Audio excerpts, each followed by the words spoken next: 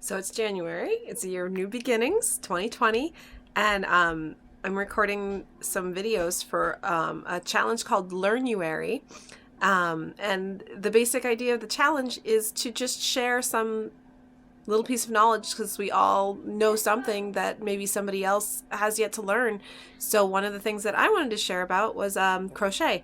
So it's a very simple thing that I guess I learned when I was younger, but when you think about it, what you're doing when you're crocheting, it tends to be a little more complex. I mean, it's a little skill that you can pick up, um, but it's hard to describe what you're doing. So I often, when I'm crocheting, get asked, "How do you do that?" And so this is how I do that. So when you're learning to crochet, the first step would be to learn to crochet a chain stitch. A chain stitch, you're going to start off with making this loop. I don't see if you can see. When I start the loop, I make a little X, and then I'm going to reach through my X, beyond my X, and grab the string back here, and it ties around, makes a little loop around. So now the loop that you create should be able to slip through and get larger and smaller. So I'll do that again. So I start by just crossing one over the other, and when I pull through, I don't want to pull through this tail. I want to pull through the origin string that's coming out of my skein, okay, or my ball of yarn. So I want to pull through the origin string, and the reason for that is if I pull through my tail, it might come unraveled later, whereas if I pull through my origin string, I control the tightness, the tension of that loop. Okay, so once you've started the loop, you're going to put it on your crochet hook.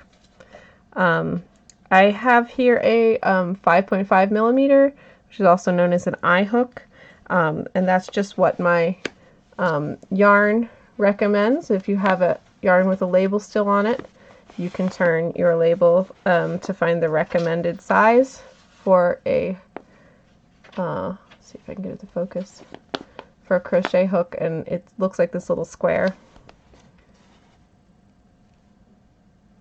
My focus isn't zooming in. Anyways, it's a square that says 5.5 millimeter or an eye hook, okay? So that's how you'll find that, because different yarns have different thicknesses and you'll need a different size hook. Alright, so I've got my loop on there. I've got my eye hook on this worsted weight red heart yarn.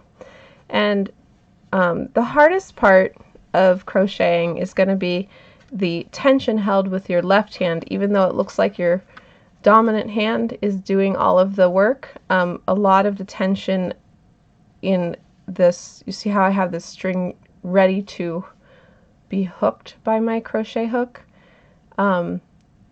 That tension is the hardest thing to get, because I want to both clasp just before where I want my stitch to hold it still, and I want to create a feed for the string to come through with my back 3 fingers there. Okay, so I have a pinch going on and I have a feed.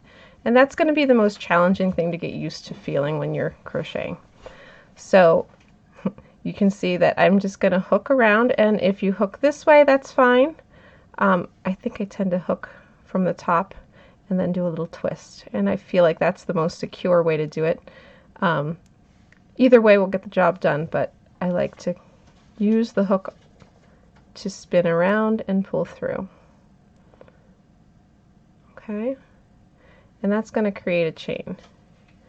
If starting out this way is a little challenging for you, I can teach you what I call finger knitting, which I do with all the little girls when they're learning. So I create that first loop. I'll do it again for you. All right, I make that X. I reach through the loop end of the X, and I pull through the feed string, not the tail string. Okay.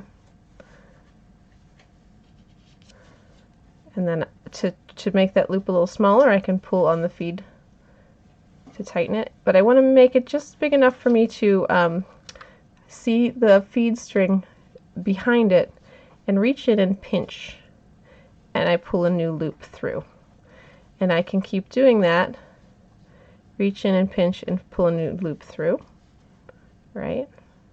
And now if my loop gets too big, I can just adjust that with the feed string. Okay, and you can keep going and create as many chains as you need. Usually chain stitches are often a way how you can start a project, and sometimes they're inside of a pattern are some chains. So the chain is the most basic stitch, and one thing that I like to show for you to notice is that this top part has V shapes. So as you chain your own crochet chain, you can take a look and see that there's a V shape in each one. And in both crocheting and knitting, being able to identify each stitch, usually as a V, makes it much easier to follow a pattern or to count your place in the crochet. So you're going to want to be able to identify those V shapes. That's going to help you. On the back, you'll see that it has more of like a up and down side to side stitch showing there. Okay, so that's the back, and the front will be this, or the top will be this V. Okay. So now I'm going to go back to my crochet hook, because we were just doing finger knitting, but you can get the same result, but it's just a little more complicated than finger knitting because you've got to hold the stitch that you've just completed and present your feed string coming from the skein, and then use your hook to hook through. Okay. And you'll notice, like, as I go, I have less control because I get further away. I have to kind of open my pinch fingers and scooch over to closer to the hook. I usually just intuitively do that as I create a stitch. You'll get used to that. And then I want to both kind of loosen, I open a little bit my feed fingers there to let a little more string through, and then I close it for control. So I'm kind of maintaining that tension. Now, when you start, you may have trouble maintaining that tension, and then you may get a stitch that's big compared to the rest of yours. Don't worry, if you've just created it, you can pull back on your feed string and tighten that. But if you tighten it too tight, if you keep going, it's going to make it hard to put your hook through later. So you want to kind of have an even tension. And again, this is going to be the hardest part of crocheting. If you're making your very first thing, you know, have reasonable expectations for yourself. All right, and that is chain stitch. So that's it. That's chain stitch. To put some more rows to make a fabric for your crochet, you'll need to know single crochet first. So that will be my next video. And basically you can start making a small project because you'll want to finish something. So my favorite little small project is a mug rug, something to just put as a coaster under your mug. And basically you can just do a few stitches in chain and turn around and add some rows with single crochet until you've completed a little rug for your mug. And the cool thing about that is once you've finished a project, you can feel pretty accomplished, and then you can pick something else that you'd like to make.